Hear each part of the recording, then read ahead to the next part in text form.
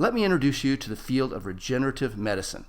According to Wikipedia, regenerative medicine is defined as research in tissue, engineering, and molecular biology, which deals with the process of replacing, engineering, or regenerating human cells, tissues, or organs to restore or establish normal function. Regeneration is not a tough concept. Worms who are cut in two can regrow and replace what was lost. Sharks can regrow teeth.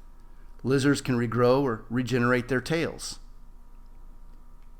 Imagine if humans could regenerate, repair, or restore. Newsflash, they can. Ever cut yourself shaving? The skin regenerates and repairs itself. Ever lost a fingernail or toenail? Guess what? It regenerates and repairs itself.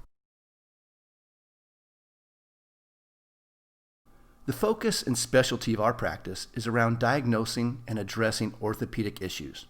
By that I mean pain and discomfort of the neck, back, knees, ankles, hips, shoulders, elbows, wrists, and hands.